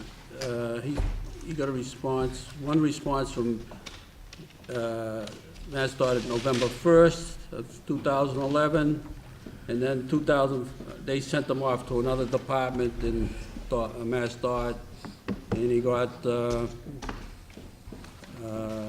not such a good letter back from them at November 15th.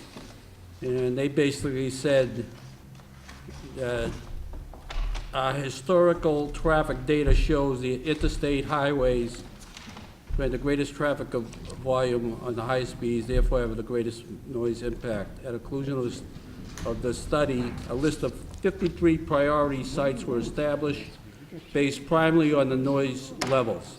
Unfortunately, neighborhoods along this section of Route 1 did not qualify for the inclusion on the priority list because Route 1 is not an interstate highway. So then, in the answer to that, I put another motion in November 21st,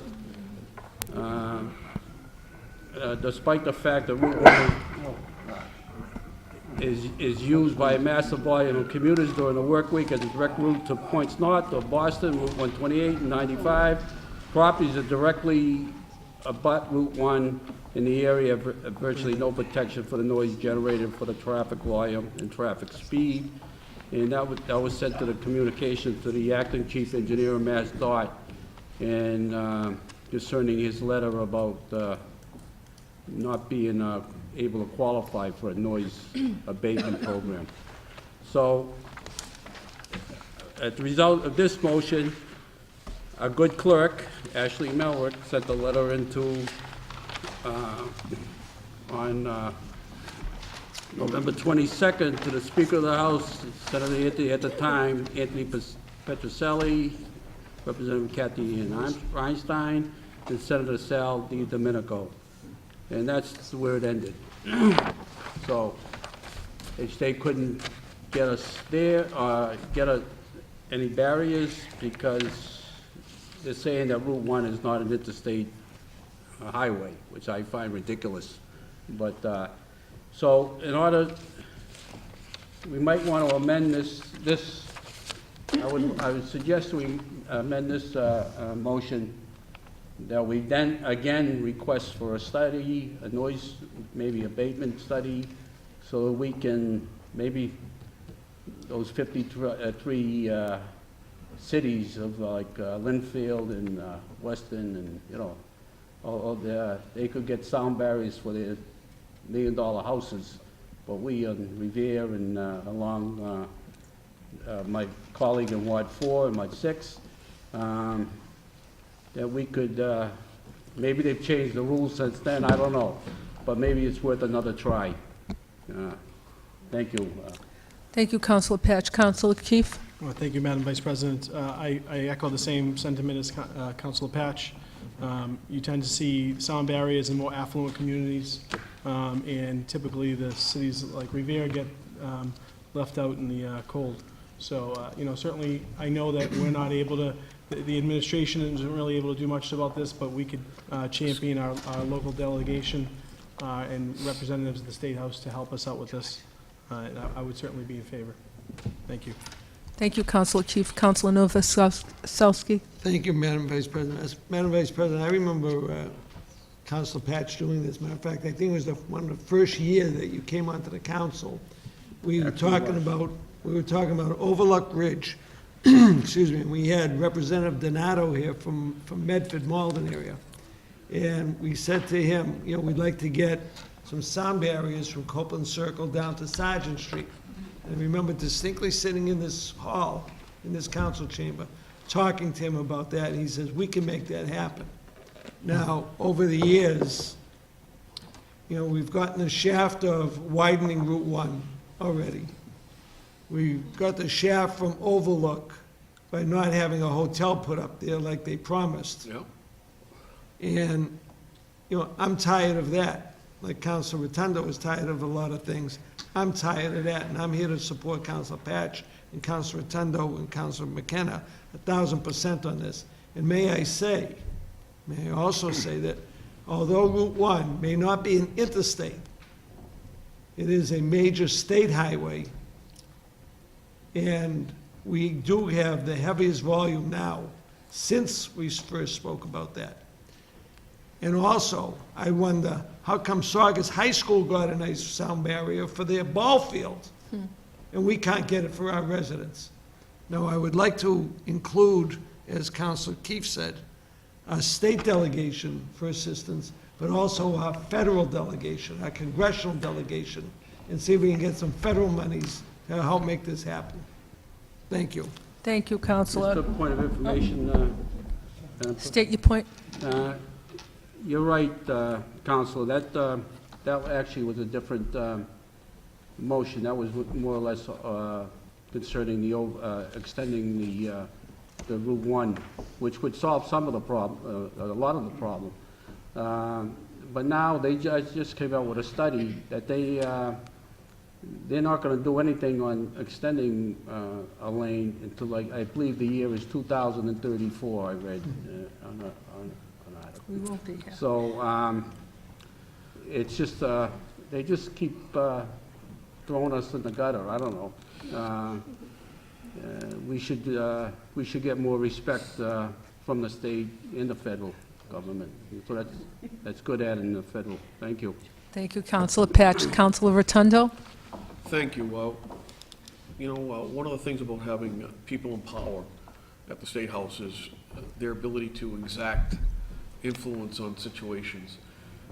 Everyone here can agree that Copeland Circle is probably one of the most prone. In fact, I believe I've heard several times on various programs, both on TV as well as at the state level, that Copeland Circle is one of the most dangerous circles in order to traverse within a state. Now, if that is the case, then clearly having at least the environmental justice that other communities have, like Chelsea, like Lynn, for that matter, Boxford, why can't we in Revere? We have the Speaker of the House who works dutifully for us, and now we have the chairman of Transportation, I believe, Senator Boncory. So it would be my hope that they would be able to exert their influence in order to help the people that they represent. They've done it in the past. I can't see why they can't do it today. So with that said, I'm for this 110%. This is something I believe that, Charlie, I believe you've beaten like a dead horse, and at this point, I think we continue to beat this as a dead horse, but hopefully sooner or later they listen, because we deserve the justice that other communities have, and this is a very simple fix. Thank you. Thank you, Councilor Rotundo. So, all in favor? All opposed? So ordered. Calendar item number 22, motion presented by Councilors Patch and McKenna that the mayor request Mass DOT to clean Route 1 from Asti Ave to Copeland Circle. The amount of litter on this stretch of highway is an eyesore and affects the quality of life of residents who own property bordering this stretch of state highway. Councilor Zambudo is recused from this motion. Councilor Patch? Again, thank you, Madam Vice President. I mean, everybody cuts through on Asti Ave, and they must say, wow, what a disgrace, because it's just terrible. I mean, all kind of garbage along the side of the road, and that's on the other side of the fence. We have our prisoner crews clean up Asti Ave on our side of the fence. I don't know why they can't clean their side of the fence. It's much more of an eyesore than what we clean. So that's why I'm putting this motion. Hopefully they'll do something this time. Thank you. Thank you, Councilor Patch. I'd just like to add that most of that litter is plastic bags. Thank you. Good point. All in favor? All opposed? So ordered. Calendar item number 23, motion presented by Councilors McKenna and Novoselsky and Powers that the City of Revere establish an evacuation plan for Revere Beach Boulevard. The current plan on file with the fire department is outdated and does not take into account any of the new and future development occurring on the boulevard. Thank you. We put this motion in because we found out that there really isn't an evacuation route. I guess it's very old. It doesn't, it really doesn't, it's not updated. It doesn't have any of what, the new development in it. And there's only two ways to get in and out of the Revere Beach. It's Lynn and Revere Street. So, and what? The ocean. In the ocean. But anyways, we put this motion in so we can establish an evacuation route, just in case there is a tragedy or a fire or anything. I'd like also Councilor Novoselsky and Councilor Powers to speak on this, so we'll start with Councilor Novoselsky. Thank you, Madam Vice President. I had mentioned to you that we really didn't have an evacuation plan. Many years ago, when we had civil defense rather than emergency management, the city of Boston established a evacuation route down Bennington Street into Revere, and it stopped. There's something happened with Chief Doherty at the time, and I don't know exactly what it was, but we never established our evacuation plan in case something happens in Boston or East Boston or Chelsea with some of the tanks and the gasoline and oil tanks. So as far as I'm concerned, we don't have one, and we never had one. And maybe it's time we do have one, especially in consideration of what's happening with our developments in the city. So Thank you very much. thank you for working that out. Thank you. Councilor Powers? Thank you, Madam President. As you know, just for the edification of the people that live in the Buena Pines and the Boulevard and other areas of the city, we had a meeting last week with representatives from DCR and a traffic engineer. And I think it was all agreed that he would be back before the council and the mayor with some sort of a traffic model, maybe a couple of them showing different options that we would have, so we would be able to move traffic along more freely. And I think an evacuation plan is fine, but I think the other part of that should be too, how do we get emergency equipment to people that live in those buildings down there in the event of a serious fire? As I've said so many times before, fire in Beachmont, fire up on Ward 2, engine 1, ladder 1 go, engine 5 goes down on Freeman Street, and engine 4 goes on Broadway. All you've got left covering the city is a pump in North Revere and a ladder truck, which is very cumbersome to get down there, especially during heavy traffic or bad weather, ladder truck off of Broadway. So you don't really have much of an option here. So I think the traffic study and some type of a model that would show us how to mitigate backups more quickly and more efficiently is something that's long overdue. And again, I think the other thing that's long overdue is something happening with that fire station down on the Point of Pines, because you've got all of this new development going there. And this just isn't for the Point, not for the Point of Pines alone. It's not for Riverside, it's not for Oak Island. It affects the entire eastern side of this city, whether it's Beachmont, Ward 2, or Ward 5, and parts of Ward 3 even. So it's very important that this happen, and I think it will be happening soon. Thank you. Thank you, Councilor Powers. Councilor Rotundo. Thank you. One of my grave concerns is considering the amount of elderly east of North Shore Road. There's probably well over 5,000 people that fit this criteria. And, yeah, correct, John, at least. And, you know, one of the things that troubles me is how do we evacuate them in these situations, whether it be from the Dolphin Towers, Hyman Towers, et cetera.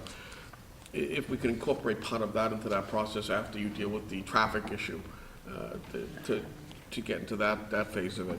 That to me is one of the biggest problems that I think we face as a community. What happens if we have an MCI, mass casualty incident? What happens, you know, if we have a house fire, for example, like we did on Shirley Avenue, where the top floor had 13 people in it and 46 people possibly displaced.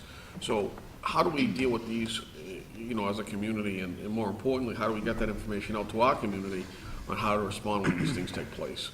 So the other part of the equation that I'd like to talk about is also the issue of traffic as it currently stands. I understand we've got a traffic engineer looking at the eastern part of the city per se, but please don't neglect the western part. I mean, Broadway is just as bottlenecked as North Shore Road is, or for that matter, Revere Beach Boulevard during the early parts of the morning, or for that matter, the later parts at night. So through this body to the mayor who's probably listening, you know, if we could incorporate the western part of the city as well, that would be great, because quite frankly, whatever happens on the eastern part causes congestion on the western part as people try to circumvent the various roadways. And I thank you for the time. Thank you, Councilor Rotundo. All in favor? All opposed? So ordered. Calendar item number 24, motion presented by Councilors McKenna, Novoselsky, and Powers, that the mayor request the DCR to amend the parking regulations on Ocean Avenue and Revere Beach Boulevard in the vicinity of the new residential developments on Ocean Ave. It is the understanding of the City Council that the management of the buildings charges its residents a monthly fee to park on site. Residents avoid paying the additional cost by parking on the public way, reducing traffic flow to one lane on Ocean Ave, and eliminating parking for visitors to Revere Beach. The current regulations, which are 4-hour parking in place, are not enforced by the state police or DCR. Thank you. This is a big problem we didn't see coming, but we have these developers now that are coming into the city and charging $100 for a space inside their units, and people do not want to pay after paying $2,500 for one bedroom or $3,300 for two bedroom. They don't want to pay that extra $100. I see it in Beachmont all the time. People do not want to pay $5 to park in a parking lot. They'll park on the street. This has become a problem on Ocean Ave. It's narrowed Ocean Ave down to one lane. So I would like to, before it gets bigger, I'd like to stop it. And I'll say, you know, if the developers are gonna charge for parking, I would say, include it in your rent.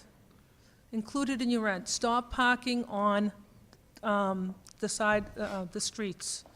And I'm gonna give it up to Councilor Novoselsky to talk about this, and then Councilor Powers. Thank you, Madam Vice Chair. It is a bad situation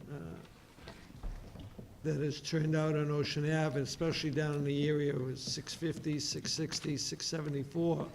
Not only are they parking there, but now when it rains real hard, they're underwater because they haven't done that mitigation on the county ditch behind those buildings. So there is a very bad situation there. We have told people through site plan review and the mayor's office that we don't want people to have separate pay, that we would prefer it be built into their lease. So this way they would be parking inside and they would be almost forced to be paying for it. Now, I understand that the new proposed facility at Bianchi's have said they're not gonna charge extra total separately. It will be built into the lease. So the people will be allowed to park in the building for those short number of spaces that they have available.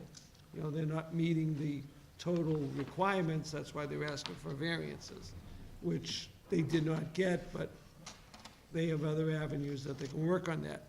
But I would say that we should enforce our feelings to the mayor's office and to our development. I don't think we can do much with the north lot and the developments down there, that's down their buildings, because all those agreements were made 10, 12 years ago. So we're kind of stuck with those, I would believe. But anything new, I think we can enforce and implement something where there is no additional payment for parking in their facilities, so they don't have to go on our streets, no matter where it is. Thank you. Thank you, Councilor. Councilor Powers? Thank you, Madam Vice President. I agree with Councilor Novoselsky 100%. I think he makes a good point. I think this is perhaps something that could be written into the special permit, or whatever considerations they did receive. But I think also to do this, you have to have the required number of spaces in that particular project. You can't say that, you know, we're going to have 200 apartments and we're going to have 100 parking spaces, and those 100 people are going to have to pay X amount of dollars per month, and well, what about the other 100 people you don't have parking for? Where do they go? Good question. I think it's an important question. Revere Beach is built and has been built for over 100 years. It's America's first public beach. And there has been so much resistance over the year by former commissioners at the DCR not to charge for parking down there, to have free parking. And the reason they insisted on that was, again, it's America's first public beach. So if we're building units, there needs to be parking for each one of those units in those buildings, so that we're not forcing those people out on the street, and we're not taking up spaces where not just residents from out of the city, but people live up in Ward 4, people live up in Ward 6, people live in Ward 3. They want to drive down to the beach and park. There should be spaces available to them. And that's not going to be happening if certain things happen in this city. Thank you, Madam President. Thank you, Councilor Powers. Councilor Guanasso? Thank you, Madam Vice President. Earlier this evening, we got some discouraging reminder from the general partner of Baystone Revere LLC, the general partner of Beach House. He stated to us that his units are going to be rented without provision for parking, meaning that that would be an addition to. So that means the folks down at 510 Revere Beach Boulevard and 500 Revere Beach Boulevard are no longer going to have any spaces available in front of their properties. This is completely going to be wiped out. Human nature is that people will reserve their funds as best they could. And a lot of young people that might be able to afford the rent that Beach House is going to offer out, they will supplement their properties by not paying for the additionally for the parking, and they will definitely park on the beach. There's no question in my mind. So we have to be very careful of what we get. And unfortunately, that's, if my vision was correct, and I had any prior knowledge to that statement, never in a million years would I have voted for that. I thought they came in with a good concept. I thought that, you know, and my firm belief is, and it still is, that Revere Beach has to be developed, and it has to be developed with condominiums and units. That's what residential property should be. That's the best and most efficient way. Mixed use would be the best way to conduct the rest of Revere Beach. My opinion, limited opinion.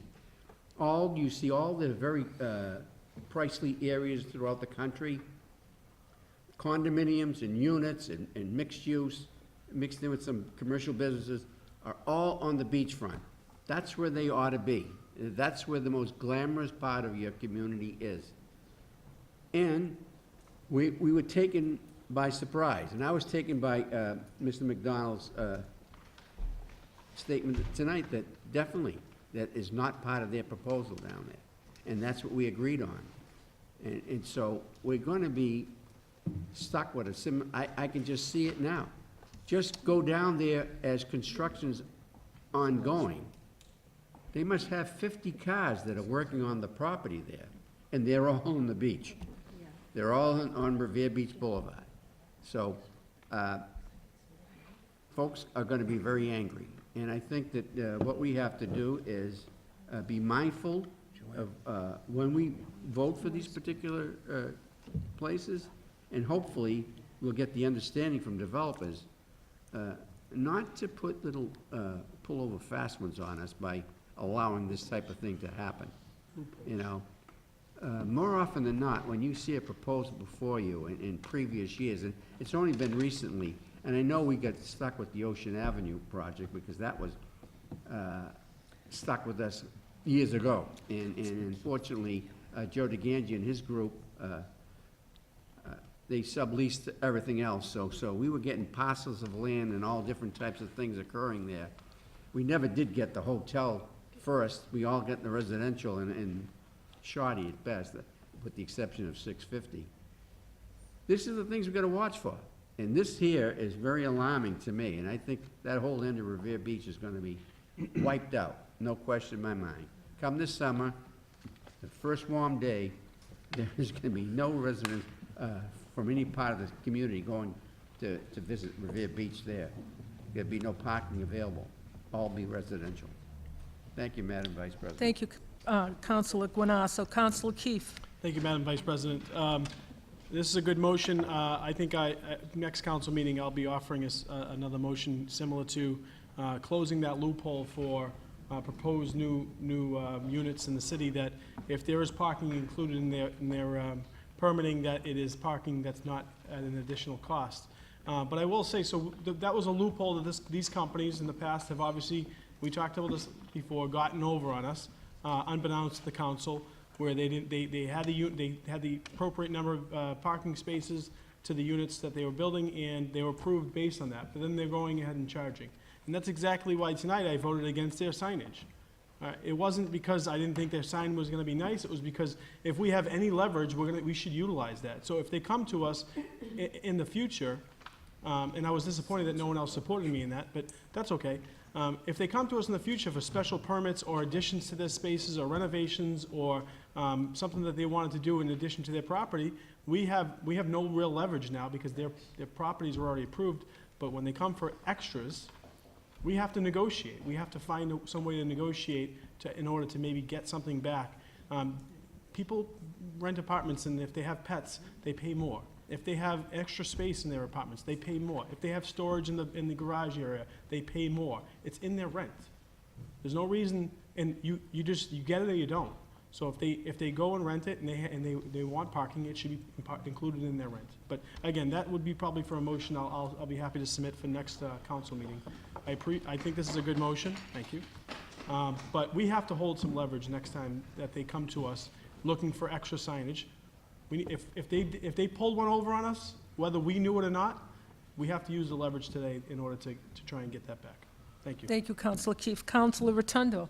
Thank you.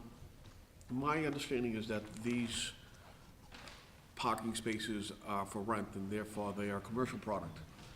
My understanding is if that is the case, and I would suggest that we speak to the city solicitor, as it is a commercial product, that they have to get a license for it. I don't believe they have a license for it. So if they don't have a license for it, there's two things that I think we need to remedy. Number one, I spoke to Councilor Powers about this earlier, is that we need to start increasing the fee for commercial parking spaces. As this is not part and parcel of their residential product, it is clear to me that they're utilizing it as a commercial product, because it doesn't say that I can't go and rent it. I didn't hear that from that gentleman when Councilor Keefe asked him, so therefore it's my presumption that it's a commercial product and that there's no reason for us not to ask him for a fee. Very much what they do in Boston. You know, many people have condominiums there, and you can buy a parking spot for upwards of $100,000, or you can rent one for upwards of $1,000 down on Newberry Street or where have you per month. As crazy as that is a price.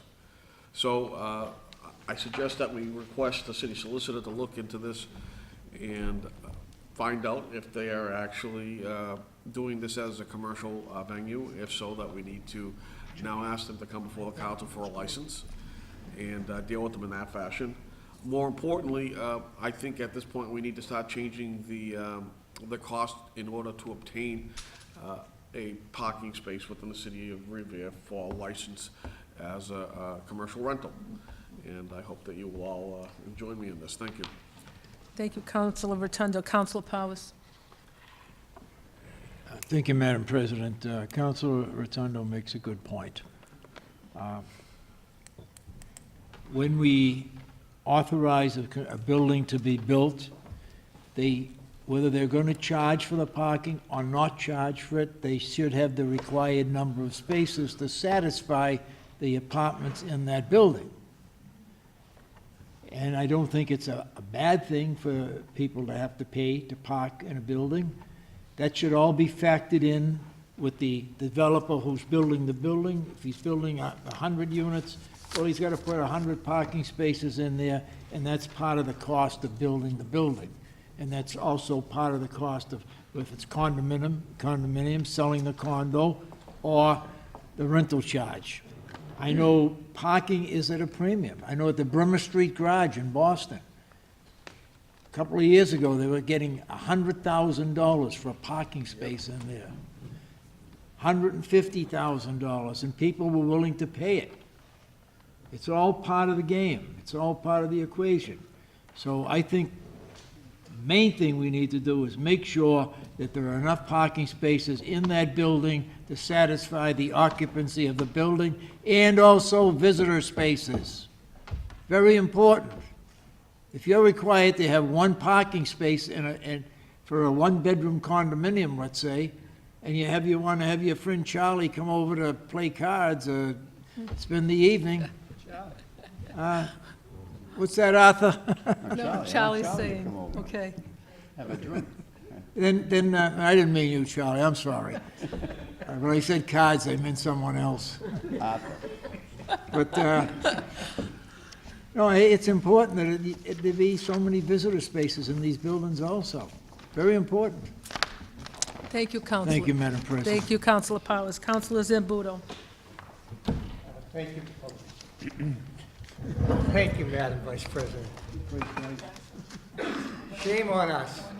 You know, we just let this building build almost 400 apartments. And this guy comes up here tonight and tells us, we always intended to charge for parking. It was a concept I never saw coming. And shame on all of us for letting that happen. Never again. No, not again. We ever permit another building there's gotta be some kind of way to force them to have the, first of all, have the parking they need. Second of all, it's gotta be part of the rent, because we're not putting these cars on the street. It's just absurd. So, I feel I've been taken advantage of here, so let's hope we don't let this happen again. Thank you, Counselor Zambudo. Counselor Rotundo? I want to make a point, and this is going to sound a little, I don't know, buttery. You know, there are certain developers that we deal with, and I know with a handshake and a word, you can fall asleep and know that this person's going to come through. Jamie Russo, Phil, Matt Philbin, several others. You know, they give you your word, you know that they're going to keep their word regardless. No matter how bad it is on their side of the equation, they're going to keep their word. This is a guy who come up here and, quote, gave us his word. His word is no good, period. So unless you fall into a certain category of trusted and true, you're going to get really scrutinized by me as the zoning chairman. So let me tell you right now, if you're coming up here for permits and you're a new developer in the city, you're going to be scrutinized beyond belief. Get ready. Thank you, Counselor Rotundo. Just to, point of information for Counselor Zambudo, they are towing down that area at 10 o'clock, after 10 o'clock, so just for your information. They are towing. Yeah, they are towing. Okay, so, all in favor? All opposed? So ordered. One late motion presented by Councilor Rizzo, that the mayor and the chief of the fire department appear before the city council to discuss staffing of both personnel and equipment at the Riviera Fire Department. This motion is prompted by the devastating fire at 81 Central Ave that damaged 2 other neighboring houses. A pump was out of service at Central Fire, which could have drastically reduced response time and have been a significant factor with regards to life safety. So thank you. So,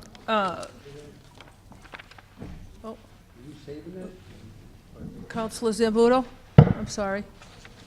Thank you, Madam Vice President. I think there should be a system that we should always know when an emergency piece is out of service. I mean, there should be at least a backup at all times in the particular station. If we should never have a dead pump in a firehouse. I'm baffled by this, and it's frightening to hear this, that something that important is out of service, and I was shocked when I read this motion, so I'm stunned, and we need some accountability here, and we need some sort of, I'm not pointing any fingers, I think there needs to be a system in place that, God forbid, we got a piece of equipment that's out of service, we need to get a piece of equipment if we have to rent it or borrow it or whatever, but we should never be left unprotected like that, if that's what happened. Thank you, Counselor Zambudo. Counselor Rotundo? Thank you, Madam President. I'm sure there's an explanation of it. I understand that's how, to Councilor Zambudo's commentary about having a backup, I believe that's what mutual aid is. My understanding is that Chelsea came in with a pump and helped with this process. I would like to have the chief come up here and educate us about the process and give us a better understanding of what took place and how the process actually works, and move forward from there. Thank you. Thank you, Counselor Rotundo. Counselor Novoselsky? Thank you, Madam Vice Chair. It's my understanding we do have a backup in the system. And now, I don't know, it may not have been at Central at the time. It may have been someplace else, but we do have a backup. I know we have a backup. Now, I have a lot of faith in Chief Bright, and he wouldn't leave this city short-staffed, or short-handed, in a case like this. Now, I know Chelsea came in, Everett came in, Boston came in. They have mutual aid, especially for the size of a fire like this, a conflagration like this. So I don't know what Councilor Rizzo heard on this thing, but I'm interested in finding out what's going on. But You know, it just doesn't seem plausible that Chief Bright would let us be shortchanged. Thank you, Counselor. Counselor Zambudo? Thanks for the latitude. Listen, the fire department did a marvelous job here, and they saved somebody's life that it came close, and that was my rant there, was nothing in any way disparaging the chief or his men. I'm told we're short manpower, is what the problem was here, and that's just, no, it shouldn't be a money issue, I don't think so, but there's something going on here that we're short manpower, and that's what we gotta find out about, but, in no way I want anybody to take anything except admiration for the wonderful job our men and women did to save lives here. They knocked that fire, that was a bad fire that went quickly, and they did a marvelous job. But if we need to help with manpower, we gotta find out what's going on here. That's all. Thank you. Thank you, Counselor Zambudo. Counselor Keefe? Thank you. I don't have a lot to add to this, except for I do feel the fire department did a terrific job. There were no lives. People got out of the house safely, and it was a tough fire. It was in an attic. It's an older house. They go up quick. But I will say that I happen to know some of the people that live in there, and it's across the street from my ward. I did post on my Facebook page, the GoFundMe page. There's going to be some fundraising going along to try and help this family get something to help them along. They lost a lot, so if you visit my Facebook page, you can probably help out if you'd like. That's all. Thank you, Counselor Keefe. Counselor Powers? Thank you, Madam President. I talked with Chief Bright earlier today, and I believe it was an indication that it was a manpower problem. They were short-staffed at that particular point. My understanding is, though, that as they always do, the Revere Fire Department worked effectively and efficiently to knock down that fire. And if it's something like, if it had been in Beachmont or something like that, your area, you've got Engine 56 right over in the Heights. They can always bring that right in. Right. It's probably just as accessible as Engine 1 down in the Parkway. Right. Thank you. Thank you, Counselor Powers. This all in favor? All opposed? So ordered. No further business. This concludes the meeting of February 5th. There's no further business. Our next regular meeting will be February 26th at 6 o'clock. Thank you very much.